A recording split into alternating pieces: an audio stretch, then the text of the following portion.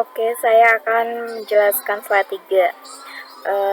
Yang pertama, definisi e-bisnis. Penggunaan IT khususnya teknologi jaringan dan komunikasi untuk meningkatkan cara organisasi melakukan seluruh proses bisnisnya atau proses internalnya. Merupakan interaksi bisnis dengan eksternal organisasi dengan memanfaatkan teknologi IT. Di sini saya akan menyimpulkan bisnis yaitu bisnis online, tentunya. Kita memanfaatkan bisnis yang biasanya offline, lalu kita kembangkan lagi atau kita ingin menambah omset kita melalui, yaitu mungkin ini sebuah strategi pemasarannya, melalui kita pasarkan di internet atau di dalam media sosial. Nah, e-commerce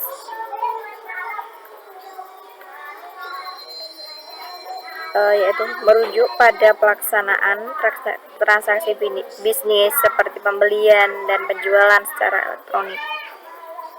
Nah,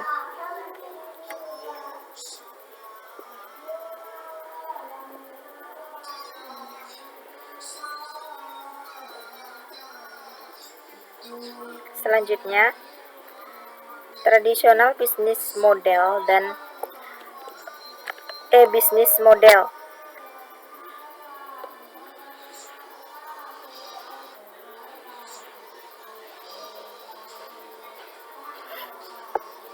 Siklus penerapan IT dalam bisnis. Yang pertama, teknologi dipakai hanya sekedar untuk proses otomatisasi dalam pengelolaan informasi. Yang kedua, teknologi bergeser ke arah upaya membangun konfigurasi rantai bisnis yang terintegrasi. Yang terakhir, peran teknologi sudah secara nyata mempengaruhi perubahan model bisnis perusahaan.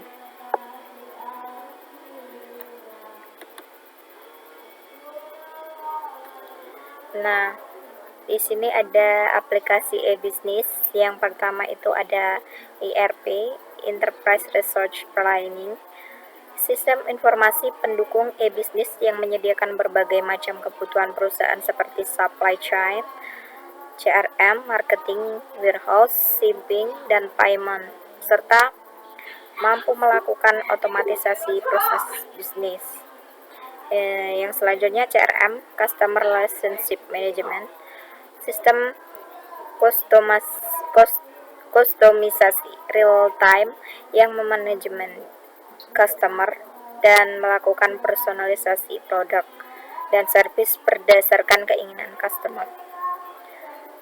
Ada AI, Enterprise Application Integration, yaitu konsep integrasi berbagai proses bisnis dengan memperbolehkan mereka saling bertukar data yang diambil dari model proses bisnis yang dikembangkan oleh pemakai.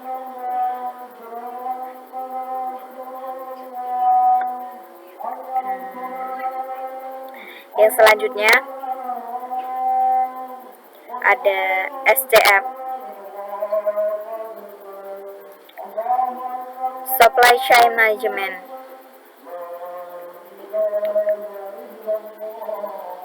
yaitu manajemen rantai supply secara otomatis terkomputerisasi.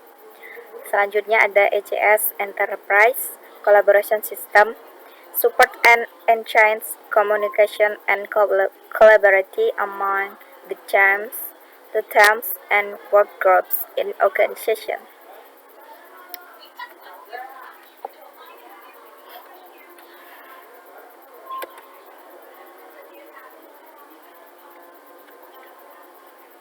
Nah, ini ada positif negatif e-bisnis, yaitu positifnya mengurangi biaya operasional karena informasi distribusi produk dapat didigitalkan sehingga berakibat Yang pertama, pelacakan status produksi dan distribusi sangat mudah dan berkelanjutan. Yang selanjutnya, outbound logistik bisa dilaksanakan, mengurangi inventory buffer. Yang selanjutnya, distribusi produk akan lebih cepat dan lebih akurat. Yang terakhir, aktivitas inbound logistik dapat ditingkatkan. Nah, meningkatkan efisiensi operasi internal, meningkatkan efisiensi penjualan dan pemasaran.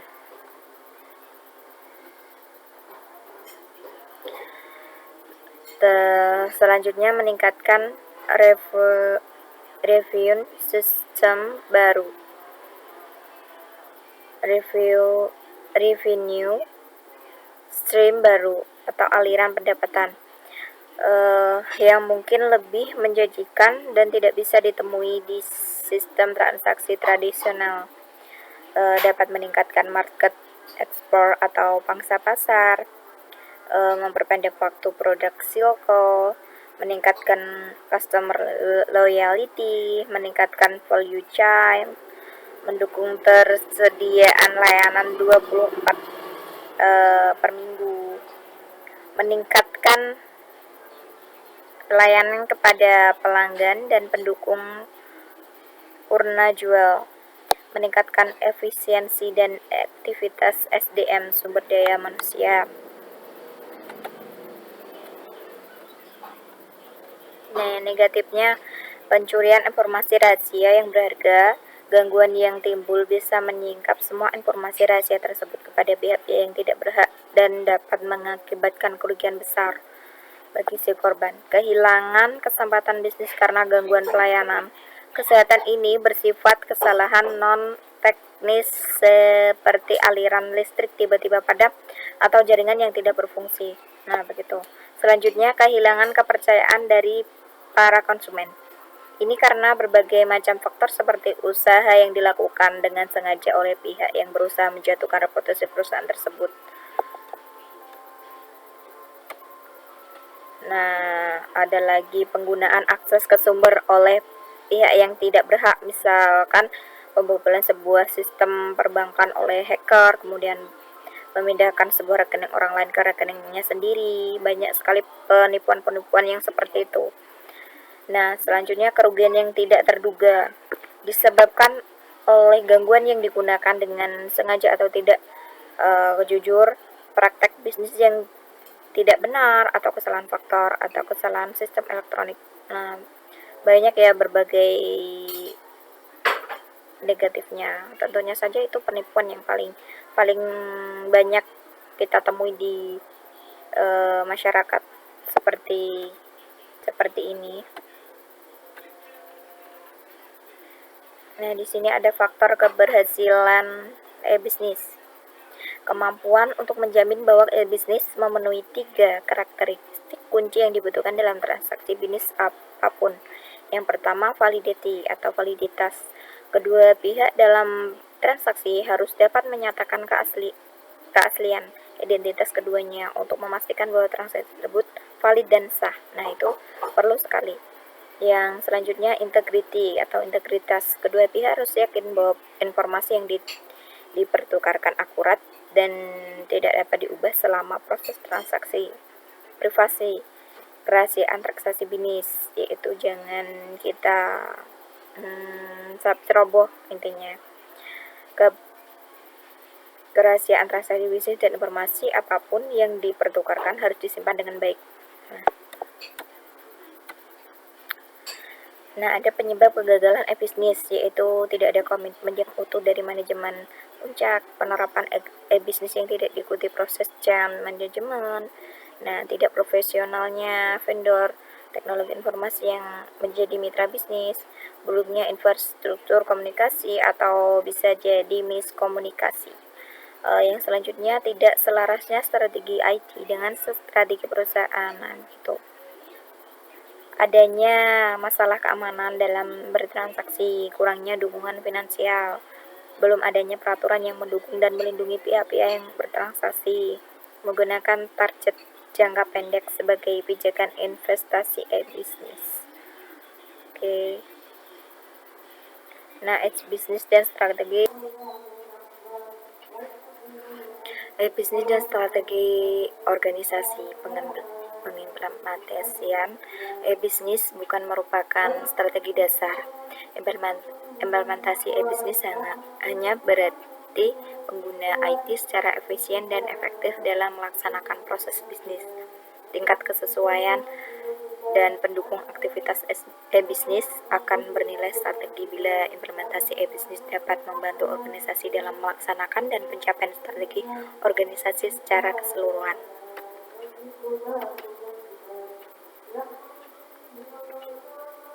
Selanjutnya ada infrastruktur untuk bisnis. Yang pertama itu LAN, Local Area Network, jaringan komputer dan peralatan lain yang lokasinya berdekatan satu sama lain. Ada WAN, Wide Area Network, jaringan komputer yang mencakup area yang lebih luas. Ada WAN, Value Added Network, sistem komunikasi jarak jauh yang didesain dan dikelola perusahaan independen. Ada internet, tentunya internet yaitu jaringan internasional komputer yang saling berhubungan dengan akses yang sangat luas. Internet, jaringan internal yang terkoneksi dengan internet dengan aksesnya terbatas hanya keperluan internal perusahaan. Extranet, jaringan internet yang menghubungkan dua perusahaan atau lebih dengan akses juga terbatas pada rekan bisnis yang terpercaya, biasanya memanfaatkan ADA. Ada e-commerce 1, pengguna media elektronik untuk melakukan perniagaan atau perdagangan. Ada telepon, ada fax, ada ATM, handphone, SMS, banking, ATM, phone, banking, internet banking. Secara khusus, penggunaan internet untuk melakukan perniagaan disukai dan kenyamanannya. Disukai karena kenyamanannya, peluangnya pasar Indonesia besar, jenis layanan khas Indonesia yang hanya dimengerti oleh orang Indonesia. Semua orang masih bingung dengan new economy. E-commerce 2, pasar Indonesia yang besar, potensi jumlah penduduk Indonesia yang besar, masih banyak yang belum terjangkau oleh internet. Jumlah pengguna internet masih sekitar 5 juta orang. Market belum saturasi. Rentang visit yang lebar merupakan potensi e-commerce. Layanan khas Indonesia, orang Indonesia gemar berbicara tapi kurang suka menulis atau dokumentasi. Contoh layanan khas Indonesia yaitu wartel, warnet, SMS, dan masih banyak lagi. E-commerce 3, yaitu jenis e-commerce ada business to business, business to customer, customer to customer, ada government. Baik, ini tadi sudah saya jelaskan di slide pertama, slide 1.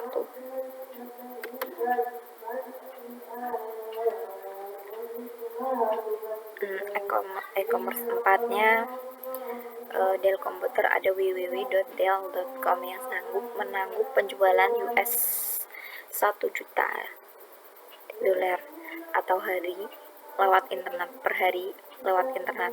Toko buku Amazon, omset ratusan juta, barang jualannya pun segera bertambah. Ada CD aneka, cedera mata. Contohnya ada glodokshop.com, jakartanote.com yang tadi. Nah, ini glodok.com, yang ini jakartanetbook.com.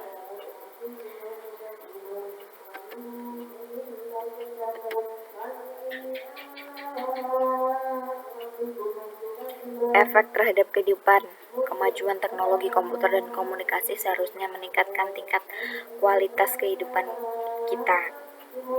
Kenyataannya bekerja lebih panjang, pekerjaan di bawah peluang no life, single terus, melebarkan jurang si kaya dan si miskin.